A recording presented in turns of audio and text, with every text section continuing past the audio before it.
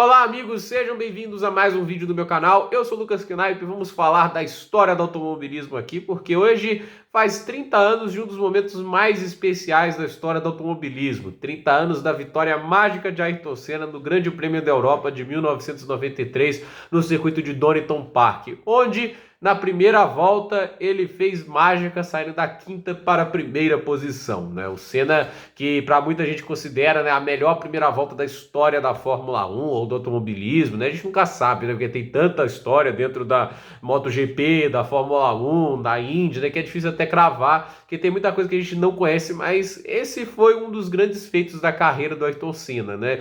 Em 1993 é aquela temporada da Fórmula 1, né, que chama bastante atenção, porque é o retorno do Prost à Fórmula 1 via Williams, né? Todo mundo acreditava ali o Prost retornando para conseguir finalmente o tetracampeonato que ele não havia conseguido antes com a Ferrari, né? E assim, a gente tinha o Ayrton Senna que queria muito ir para Williams, mas não pôde ir porque o Alain Prost fez um lobby lá para que ele não fosse companheiro. A Williams trocou os dois pilotos em 1992. O Mansell, que foi campeão, acabou indo para a Indy, e o Patrese, por ser lento, acabou indo para Benetton, né? E assim, dois pilotos disponíveis para a vaga. O Alain Prost foi contratado e colocou na cláusula dele que não queria o Ayrton Senna como companheiro, né? E o Ayrton, ele basicamente fez um contrato, né, ali com a McLaren de corrida por corrida, né? Ele não se comprometeu com a McLaren a temporada toda, né? Já estava querendo ir para a Williams há bastante tempo, queria o melhor carro do grid. Ele se ofereceu para pilotar de graça pela Williams, só para você ter ideia da competitividade do cidadão, mas não conseguiu fazer isso para frente, né? E assim, o início da temporada já indicava que a Williams não teria aquele domínio que teve em 1992, né? Que estaria ali um pouco mais de competição. E nota, né? Tem muita gente que diz que a Fórmula 1 era a raiz nessa época, e essa foi a época mais automatizada da Fórmula 1 na história, né? Tinha a questão de que não passava mais marcha a maioria dos carros, câmbio automático, sistemas de suspensão ativa, né? Que corrigiam a altura do carro, né? Parecia assim tudo tão automatizado que tanto que em 94 eles mudaram isso, né? Os câmbios tinham que ser pelo menos automático sequencial, né? Você tinha que passar as marchas, não tinha mais a necessidade de uma embreagem, mas passar a marcha o piloto deveria passar. Então, essa história aí acabou mudando bastante em 94. A gente sabe que isso é um assunto para outro vídeo. Mas a primeira corrida na África do Sul é o retorno com vitória de Alain Prost, né? E já dava para ver que a Williams estava com um carro forte, mas para aquele fim de semana ali, tanto a Ayrton Senna e como o Michael Schumacher, que foram protagonistas naquela temporada, classificaram próximos, né, da Williams do Prost. O Prost ficou a menos de um décimo à frente do Senna e muita gente pensou, olha, será que tem briga, né? E na corrida a gente teve até um duelo fantástico, né? Que o Senna conseguiu saltar à frente do Prost. Tem uma das imagens mais icônicas da Fórmula 1, que é o Senna, o Prost e o Schumacher, os três andando colados ali no final. E assim, naquela corrida o Prost ganharia, o Senna chegaria em segundo. O Schumacher, numa briga com o Senna, acabou tendo um contato, rodou, o motor apagou e ele abandonou. No Brasil, o Prost abandonaria e o Senna ganharia pela segunda vez, né? Teve uma corrida em que ele passou o Damon Hill, aproveitou muito bem as condições de pista molhada, onde é o melhor piloto da história da Fórmula 1. Eu não acho o Senna o melhor piloto da história, né? Mas em pista molhada é meio indiscutível quão assim, fora da curva ele era, e essa prova em Donington é muito prova disso, né?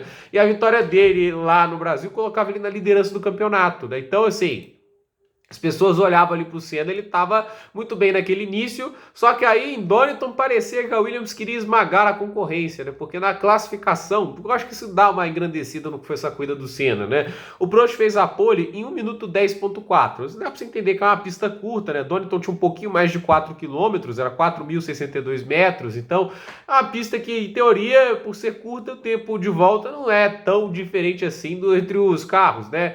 Você que pensa, porque o Prost colocou mais de 3 décimos no Damon Hill, um 10.7, e o Michael Schumacher classificou em terceiro, sabe quanto foi a volta dele? Um 12.0, a gente tá falando do Michael Schumacher, né? Não é qualquer piloto, né? Esse cara era rápido em volta lançada também. E o Ayrton Senna, que é o melhor classificador da história da Fórmula 1, a média de poles dele pelas corridas que teve é assustadora até hoje de se olhar, fez um 12.1. O Schumacher um 12.0, um 12.1, e não foram voltas ruins, né? Porque o quinto lugar, o Karl Winiger, dele da Sauber, fez um 12.7. Então, assim, era impressionante a disparidade, né? Naquela corrida em específico, a Williams estava muito soberana, e a corrida começa, né, com o Senna dando uma largada ruim, né? O Senna não tão ruim, né? Tipo assim, nada comparado ao Mark Webber, caía de segundo para 15º, mas ele caiu de quarto para quinto, né? O Schumacher ele acaba também largando mal e o Winglanger da Sauber pula para terceiro, né? Mas em uma curva o Senna vai lá e consegue passar o Schumacher. Na curva 3 ele já tinha passado o Winglanger e na curva 5 e 6 ele já estava passando o Damon Hill. Lembrando que a pista de Donington tem 11 curvas, né? E assim, o Prost parecia ter aberto uma vantagem de 1 segundo ali pro Hill, e das curvas 7, 8, 9 ele tirou esse segundo e mergulhou por dentro para passar o Prost na 10. Então assim, numa pista que tem 11 curvas e 4 quilômetros, ele saiu de quinto lugar para primeiro. Então isso diz muito do que era o Ayrton Senna em condições de pista molhada, né? E dali para frente não perdeu mais a liderança, liderou de ponta a ponta. Um destaque até para o Rubens Barrichello, né, que ele classificou em 12º e terminou essa volta em quarto. Então assim, o Barrichello teve um desempenho fantástico nessa prova aí com o carro da Jordan. E assim, a Williams, mesmo com sistemas eletrônicos, na chuva eles não eram tão efetivos, né? E valia muito o senso do piloto em perceber a aderência da pista, em qual traçado o carro rendia mais, né? Você via assim, esses gênios da chuva, né? Você pensa o Senna, o Schumacher, até mesmo o Verstappen. Você vê eles pilotando na chuva, você vê como é diferente, né? A tocada, e às vezes vão mais por fora. Então, assim, eles pilotando em pista molhada é uma coisa muito legal de se ver. E o Senna foi abrindo vantagem, abrindo. O Prost e o Hill sofrendo muito, chegaram a rodar, e o Senna chegou a dar uma volta no segundo colocado, o tamanho domínio que ele teve na prova, né? E durante uma das voltas, na volta 57 da 76, ele tentou fazer a volta mais rápida porque a pista já estava começando a secar, né? E nessas condições ali a Williams era mais rápida, e para garantir a volta mais rápida, ele meio que passou pelo box. Na época não havia limite de velocidade, hoje você tem lá os 80, 100 km por hora, depende muito da pista, mas ele passou. E vamos lembrar que a entrada do box, né? Tipo assim, que a curva era mais ou menos assim, né? A curva, só para deixar mais assim, ó, eu acho que assim tá melhor, né? Essa era a entrada da curva 11, que era a última para a reta principal. O box aí cortava um pouco de caminho, e com isso, né, um pouco não, até bastante, se bobear até uns 150 metros, e com isso ele conseguiu ganhar muito tempo e fez uma volta mais rápida na casa de 1:18, e ele tem até hoje a única volta mais rápida concluída dentro do boxe. Então isso aí é bom lembrar, né? O Senna acabou ganhando aquela corrida à frente do Damon Hill 1 minuto e 23, né? O Hill ainda devolveu a volta, né? Porque quando a pista secou, as Williams começaram a recuperar o desempenho, mas deu uma volta no Alain Prost. Isso deve ter sido ali uma alegria muito grande para o Senna, né? O Senna ganhou, o Hill foi o segundo, o Prost o terceiro, Johnny Herbert ficou na quarta posição, Patrese em quinto, 2 voltas atrás ficou em sexto, e o Fabrizio Barbazza com a Minardi terminou na sexta posição, 2 voltas atrás. O Christian, que terminou em sétimo, ficou a 3 voltas, né? Alessandro Zanardi, um herói do automobilismo que merece vídeo aqui no canal, terminou a 4 voltas atrás em oitavo, e Eric Comas terminou na 9ª posição, a 4 voltas atrás. Uma nota pro Barrichello, que ele quebrou na volta 70, ele vinha tudo para um pódio, né? Só que assim, ele ainda terminou à frente do Michele Alboreto, né? Que terminou 6 voltas atrás, ele pilotando pela Ferrari, tá, o Alboreto. O Alboreto não era um piloto ruim, não. Então, era impressionante o quanto que é da Scuderia Itália Ferrari, né? Scuderia Itália, não é da Ferrari, não. Ele já pilotou na Ferrari, mas não era. Mas ele terminou 6 voltas atrás, então, mesmo assim, concluindo a corrida, ele terminou atrás do Barrichello, porque ficou muito tempo para trás, né? E quebraram muitos pilotos, né? A gente teve o Alesi tendo o câmbio quebrado, o Berger teve a suspensão, o Schumacher também atolou, o Andretti, companheiro do Senna, bateu com o Henninger na primeira volta. Então, assim, muita coisa aconteceu nessa corrida e é difícil descrevê-la toda. Mas o que importa é, Senna saiu de quinto para primeiro em uma volta, e nas voltas seguintes abria de 2, 3 até 4 segundos por volta. Não à toa chegou a dar tantas voltas assim nos concorrentes, né? Uma amostra do brilhantismo desse piloto brasileiro, até hoje o último campeão brasileiro da Fórmula 1, né? Em 1993, ele naquele momento assumiria a liderança do campeonato, né? Até com uma vantagem confortável de 12 pontos, para 3 corridas era nada mal, né?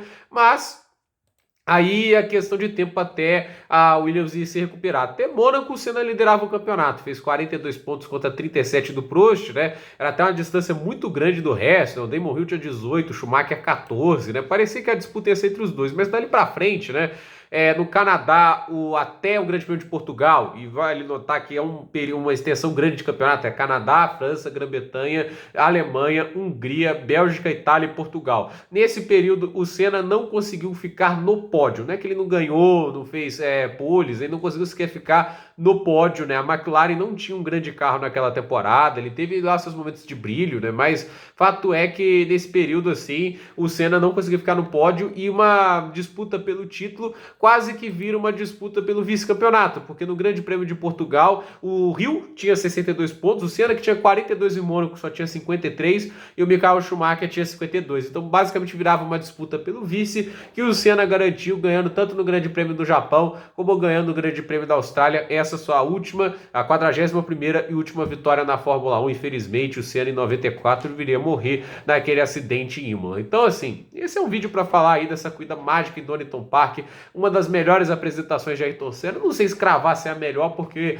aquela corrida heróica no Brasil 91, acho que ela pega mais, né? Mas, de qualquer maneira, é uma lembrança legal. 30 anos de uma das corridas mais históricas que a categoria já proporcionou. Gente, por esse vídeo é isso. Dúvida nos comentários, deixe seu like, se inscreva no canal, compartilhe esse vídeo e até o próximo vídeo.